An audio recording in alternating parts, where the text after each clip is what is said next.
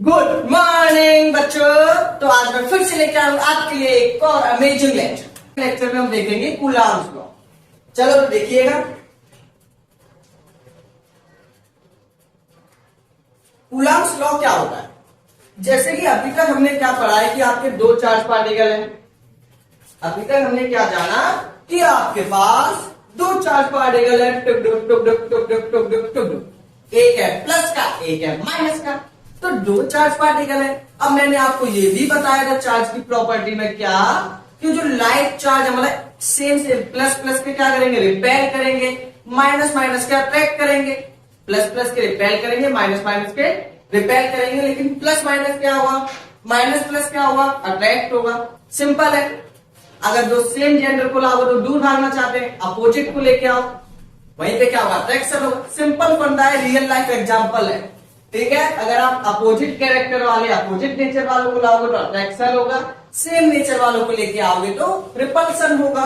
मतलब जब आप दो प्लस और माइनस के चार्ज पार्टिकल को लेके आए, एक है चार्ज पार्टिकल Q1, एक है charge particle Q2।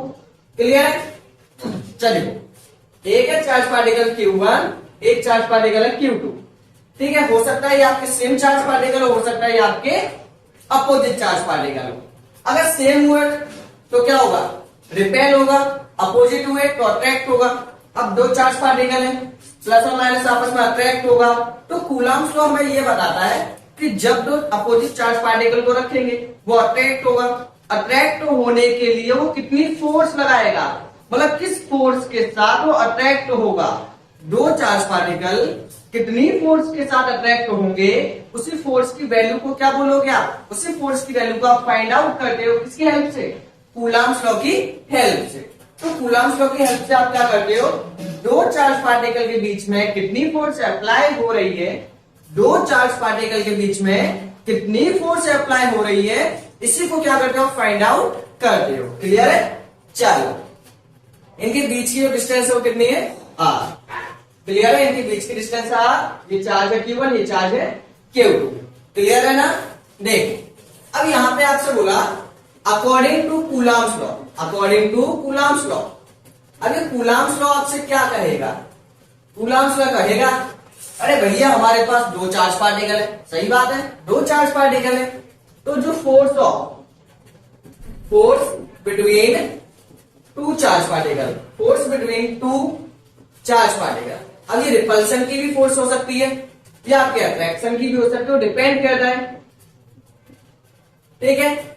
Force between two charge particle, दो चार्ज पार्टिकल्स के बीच में जो फोर्स है वो डायरेक्टली प्रोपोर्शनल होगी किसके, डायरेक्टली प्रोपोर्शनल होगी किसके, प्रोडक्ट ऑफ ईच चार्ज। या फिर यहीं पे छोटा सा करते हैं, product of each charge magnitude. Clear है पॉइंट? मतलब दो चार्ज पार्टिकल के बीच में जो फोर्स है वो फोर्स आपकी डायरेक्टली होगी किसके, दोनों चार्ज के मैग्नीट्यूड के। मतलब अगर मान लो Q1 की वैल्यू ज्यादा लेंगे तो फोर्स कैसी लगेगी, ज्यादा लगेगी। Q2 की वैल्यू ज्यादा ले लो तो भी फोर्स कैसी लगेगी, ज्यादा लगेगी। मतलब छोटा चार्ज है फोर्स कम लगाएगा, बड़ा चार्ज है फोर्स ज्यादा लगाएगा। सिंपल है ये तो। मतलब जो आपकी फोर्स है वो डायरेक्टली डिपेंड करेगी किस पे, जो आपकी फोर्स है वो डायरेक्टली डिपेंड करेगी किस पे, चार्ज ऑफ या फिर product of each charge magnitude. ठीक है। या फिर यहां पे इस पूरे को उठा के आप क्या लिख सकते हो, यहाँ पे इलेक्ट्रोस्टैटिक फोर्स। तो यहाँ पे जो आपकी इलेक्ट्रोस्टैटिक फोर्स है, ठीक है, जो आपकी फोर्स है वो डायरेक्टली प्रोपोर्शनल होगी किसके, Q1 के, और डायरेक्टली प्रोपोर्शनल होगी किसके, Q2 के। दोनों में से किसी की भी वैल्यू बढ़ाओगे या घटाओगे तो फोर्स आपकी डिक्रीज और इंक्रीज होगी। सेकेंड पॉइंट आपसे कहता है कि coulombic force inversely proportional to the separation between charge particle. Clear है पॉइंट? ठीक है। पहले में हम क्या, दो चार्ज पार्टिकल के बीच की फोर्स भी लिख सकते हैं, या फिर हम यहाँ पे इलेक्ट्रोस्टैटिक फोर्स भी लिख सकते हैं, या फिर हम यहाँ पे कूलाम्बिक फोर्स भी लिख सकते हैं। जो आपको अच्छा लगे वो छाप दो, कोई दिक्कत वाली बात नहीं है। Coulombic force is directly proportional, inversely proportional होगी किसके, सेपरेशन बिटवीन चार्ज पार्टिकल। अगर दो चार्ज पार्टिकल के बीच में डिस्टेंस है ज्यादा तो फोर्स लगेगी कम, अगर डिस्टेंस है कम तो फोर्स लगेगी ज्यादा। अगर दो चार्ज पार्टिकल के बीच में डिस्टेंस है कम तो फोर्स लगेगी ज्यादा, अगर आपकी डिस्टेंस है ज्यादा तो फोर्स लगेगी कम। इनवर्सली प्रोपोर्शनल है, ठीक है। तो इसको हम लिख सकते हैं कि एफ आपका इनवर्सली होगा किसके, इनवर्स स्क्वायर लॉ को, मतलब इनवर्स स्क्वायर लॉ को भी करना है फॉलो। ये आपका सेकंड पॉइंट यहां पे on combining equation first and second. जब आप फर्स्ट एंड सेकंड इक्वेशन को क्या करोगे, कंबाइन करोगे, तो कंबाइन करने पे क्या आएगा, एफ आपका डायरेक्टली है, जो ऊपर लिखा है उसको ऊपर छापो, जो नीचे लिखा है उसको नीचे छापो। क्लियर है यानी है। देखो जो ऊपर लिखा है उसे ऊपर छाप दो, Q1 और Q2 को ऊपर छापो, Q1 Q2 को आपने ऊपर छाप दिया, मतलब चार्ज के डायरेक्टली है ये। जो डिस्टेंस है उसके कैसा है, इनवर्सली, तो उसको नीचे छापो आर स्क्वायर। ये चीज क्लियर है यानी। तो फोर्स आपकी डायरेक्टली आ गई Q1 and Q2 upon R square. R क्या है, इनके बीच का सेपरेशन, Q1 Q2 है चार्ज का मैग्नीट्यूड।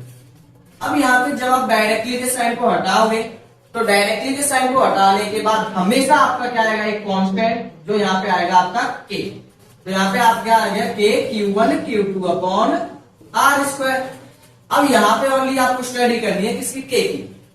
अगर बात करें इसकी एसआई यूनिट की, तो एसआई यूनिट क्या होगी इसकी एसआई यूनिट होगी आपकी न्यूटन, क्योंकि कोई सी भी फोर्स हो उसे किसमें मेजर करते हैं, न्यूटन में। के आपका होगा यहाँ पे electrostatic constant, electrostatic constant. Clear है, के क्या होगा यहाँ पे आपका इलेक्ट्रोस्टैटिक कांस्टेंट। अगर बात करें के फॉर्मूले की, तो के फॉर्मूले की या फिर के किस पे डिपेंड करता है, इन सब चीजों पे।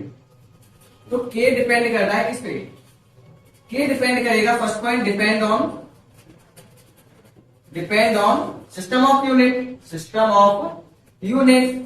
अगर मान लो आप एमकेएस में वैल्यू निकालोगे तो के की वैल्यू अलग आएगी, सीजीएस में निकालोगे तो के की वैल्यू अलग आएगी। मतलब पहला तो सिंपल सा पॉइंट है, अगर आप यूनिट के सिस्टम को चेंज करोगे तो आपकी के की वैल्यू भी चेंज होगी, सिंपल। लेकिन सेकंड वाला पॉइंट इंपॉर्टेंट है। देखो सेकंड पॉइंट क्या है, डिपेंड कर रहा है किस पे, depend on medium. Depend on medium मतलब जो के है, जो आपका इलेक्ट्रोस्टैटिक कांस्टेंट है, डिपेंड कर रहा है किसके ऊपर। बंदाक्ष में पूछ लिया जाता है कि के किसके ऊपर डिपेंड करेगा, कि आपका डिपेंड करेगा सिस्टम ऑफ यूनिट। अगर एमकेएस में निकालोगे तो वैल्यू अलग आएगी, सीजीएस में अलग आएगी, एफपीएस में आपकी अलग आएगी, जिसमें आप निकालना चाहो सब में आपकी अलग आएगी। ये तीनों आपने सिस्टम अच्छे से पढ़े होंगे, अगर सुने भी नहीं है नाम, इसका मतलब आपका लेवल बहुत डाउन। शुरू से देखिएगा लेक्चर, ठीक है। अब देखो सेकंड पॉइंट में आपका मन किया क्या, कि ये तो डिपेंड करेगा मीडियम के ऊपर। अगर एयर में रखे होंगे तो फोर्स ज्यादा लगेगी, पानी के अंदर चले गए तो फोर्स कम लग गई, सिंपल है ना। अगर एयर में तो फोर्स ज्यादा, पानी में चले गए तो फोर्स कम लगेगी, मतलब मीडियम आने पे के की वैल्यू चेंज होगी। क्लियर है। अगर बात करें यहाँ पे फॉर्मूले की, तो फॉर्मूला क्या होगा के का, के का फॉर्मूला होगा, के का फॉर्मूला क्या होगा देखिएगा, के आपका इक्वल होगा 1/4πε0। चलो फॉर्मूला पहले हम इसकी बात करते हैं एसआई यूनिट।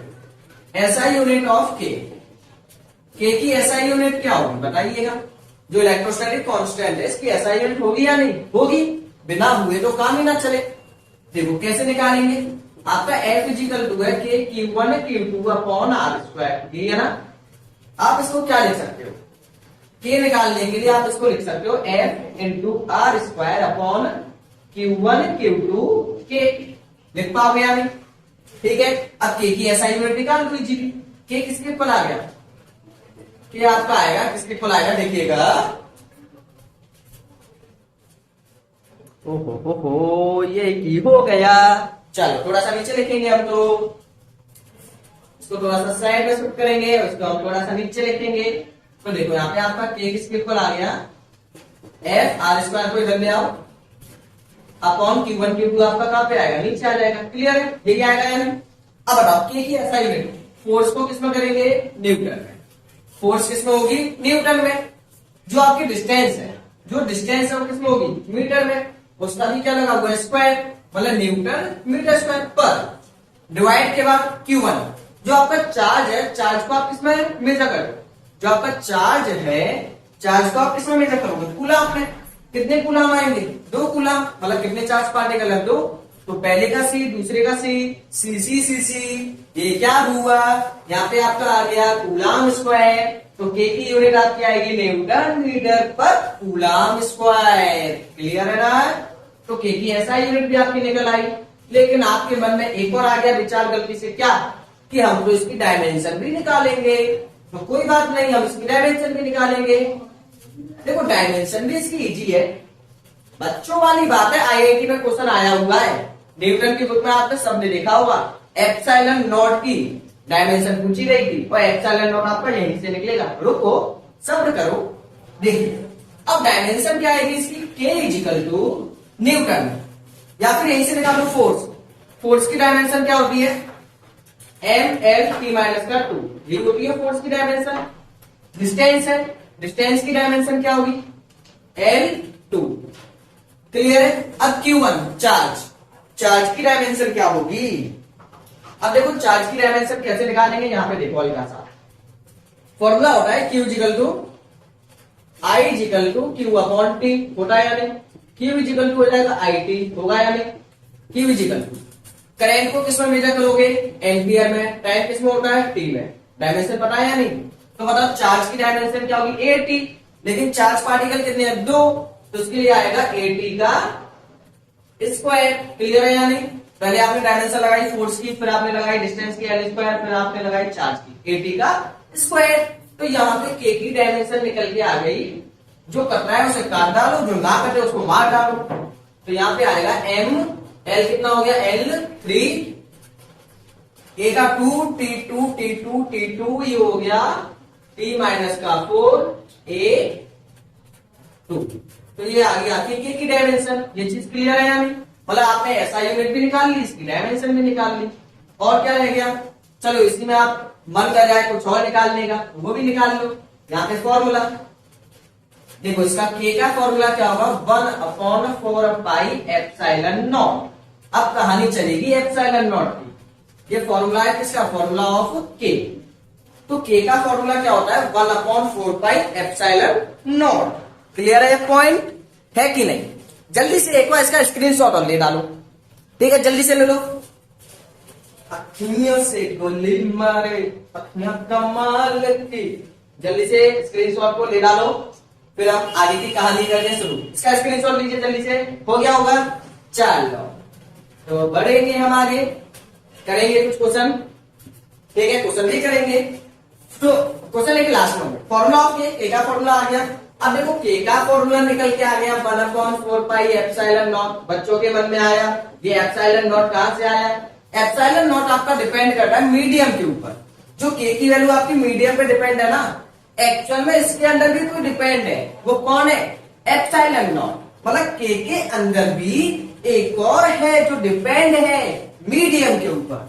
ये मीडियम टू मीडियम चेंज होगी। एप्सिलॉन नॉट क्या होती है आपकी, एब्सोल्यूट परमिटिविटी। अब काफी सारे बच्चों को ये समझ में नहीं आता है कि एप्सिलॉन नॉट क्या है।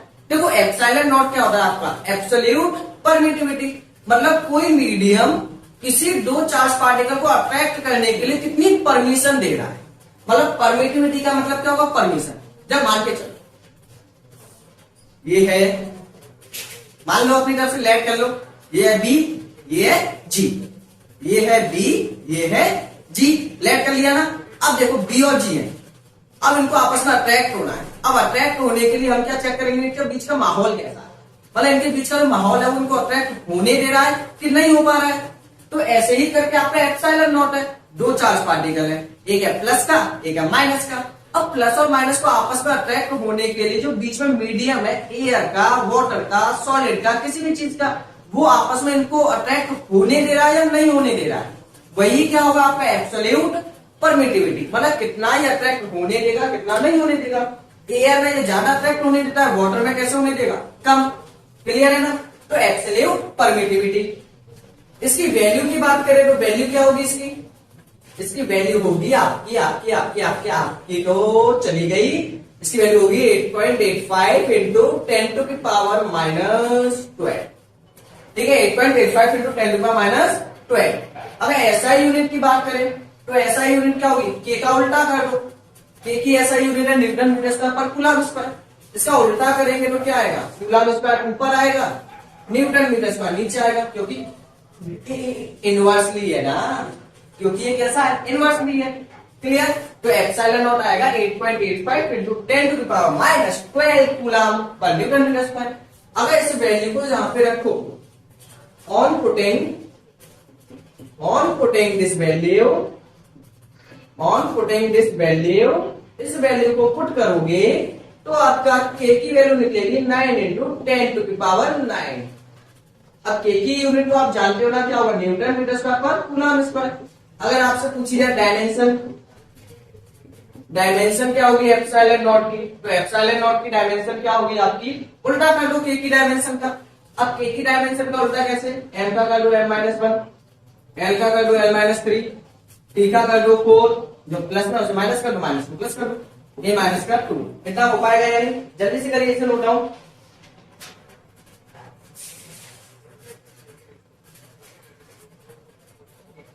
ठीक है, जल्दी करो इसे।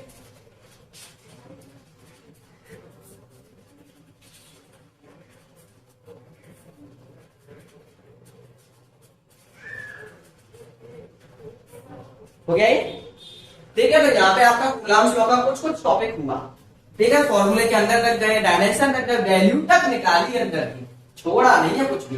करिए इसे। इसके ऐसा यूनिट है m-1, l-3, t4, a-2। बहुत इजी है, इजीली निकाल सकते हो। बस आपको यहाँ पे फोर्स की डायमेंशन पता हो, चार्ज की मैंने आपको निकाल दी, पता है ये। क्लियर है, ये तो हमको आता ही है। तो चलिए शुरू करते हैं। चलो, हो गया। आपको गाने गाने की आदत है क्या, हो गया होगा। चलो, तो नेक्स्ट अब आपका लास्ट टॉपिक है कूलम्स लॉ का, वो है आपकी प्रॉपर्टीज ऑफ कूलम्स लॉ या फिर electrostatic force. Properties of electrostatic force, properties of electrostatic force और कूलम्बिक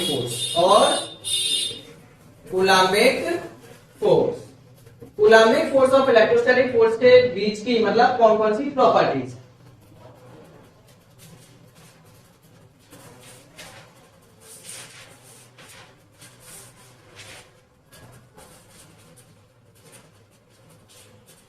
अब देखो, फर्स्ट पॉइंट है इलेक्ट्रोस्टैटिक फोर्स। तो ऐसा करता हूं मैं, इस शॉर्ट आपको समझा दे रहा हूं। साइड में आपकी एक इमेज दिखाई दे रही होगी, ठीक है। तो साइड में आपकी एक इमेज होगी, मैं आपको यहां से डायरेक्टली समझा रहा हूं। देखो, पहले पॉइंट में आपका लिखा हुआ है electrostatic force of coulomb force between two charge particle is a central force, it act along a line joining the centre of the particle और बॉडी। देखो, इस पॉइंट का मतलब क्या है, मतलब जैसे कि दो चार्ज पार्टिकल आपके यहां, एक है Q1, एक है Q2। ठीक है, दो चार्ज पार्टिकल है, एक है Q1, एक है आपका Q2। अब इनके बीच में आपकी फोर्स लग रही है, तो इनके बीच में जो फोर्स है वो फोर्स आपकी हमेशा कहां से लगेगी, इसके सेंटर पॉइंट से लगेगी। ये फोर्स लगेगी इस डायरेक्शन में, ये फोर्स लगेगी इस डायरेक्शन में। मतलब दो चार्ज, मतलब जो आपकी इलेक्ट्रोस्टैटिक फोर्स है वो क्या है, एक सेंट्रल फोर्स है, हमेशा कहां से एक्ट करेगी, सेंटर से। हमेशा कहां से एक्ट करेगी, सेंटर पॉइंट से। तो जो आपकी इलेक्ट्रोस्टैटिक फोर्स है वो हमेशा आपकी कहां से अप्लाई होगी, सेंटर पॉइंट से होगी। मतलब ये इसके सेंटर से फोर्स लगाएगा, ये इसके सेंटर से लगाएगा। क्लियर है। तो ये आपकी एक कूलम्बिक फोर्स क्या, आपकी एक इलेक्ट्रोस्टैटिक फोर्स सेंटर फोर्स है, तो आपकी हमेशा सेंटर से अप्लाई होगी। और एक और कंडीशन है, डिपेंड करता है सेंटर ऑफ मास पे, COM, सेंटर ऑफ मास पे। मतलब जहां पर इसका सेंटर ऑफ मास होगा या फिर सेंटर ऑफ चार्ज होगा, वहीं से क्या करेगा, ये फोर्स को अप्लाई करेगा। ठीक है, बॉडी का जहां पर सेंटर ऑफ चार्ज होगा वहीं से क्या करेगा, फोर्स को अट्रैक्ट करेगा या फिर रिपेल करेगा। ये पॉइंट क्लियर है। चलो, नेक्स्ट पॉइंट आपका है कि electrostatic force between two charge is spherical symmetrical as it is a function of R only. देखो, इस पॉइंट का मतलब क्या है, electrostatic force between two charge particle is spherical symmetric as it is a function of R। जो आपकी electrostatic force है वो जनरली आपकी अप्लाई की जाती है किस पर, जब आपकी जो चार्ज बॉडी हो कैसी होगी, आपकी स्फेरिकल होगी। ठीक है, मतलब सेकंड पॉइंट में आपसे बोला है कि इलेक्ट्रोस्टैटिक फोर्स आपकी तभी अप्लाई की जाती है कि जब आपकी जो चार्ज बॉडी है वो क्या होगी, आपकी स्फेरिकल होगी, सिमेट्री होगी। सिमेट्री का मतलब यूनिफॉर्मली स्फीयर होना चाहिए। ऐसा नहीं है कहीं पे स्फीयर बड़ा हो गया, कहीं पे स्फीयर छोटा हो गया, जैसे कि इस टाइप से कोई स्फीयर हो गया, इस टाइप से नहीं। आपका जो स्फीयर है कैसा होना चाहिए, सिमेट्रिकल स्फीयर होना चाहिए, और उसके बीच में कोई ना कोई आपकी डिस्टेंस भी होना चाहिए, तभी आपकी इलेक्ट्रोस्टैटिक फोर्स अप्लाई होगी। अदरवाइज आपकी इलेक्ट्रोस्टैटिक फोर्स अप्लाई नहीं होगी। ये पॉइंट आपके काफी ज्यादा इंपॉर्टेंट है, जब आप अच्छे लेवल के क्वेश्चन लगाओगे वहां पे आपके रिपीट होंगे। क्लियर है।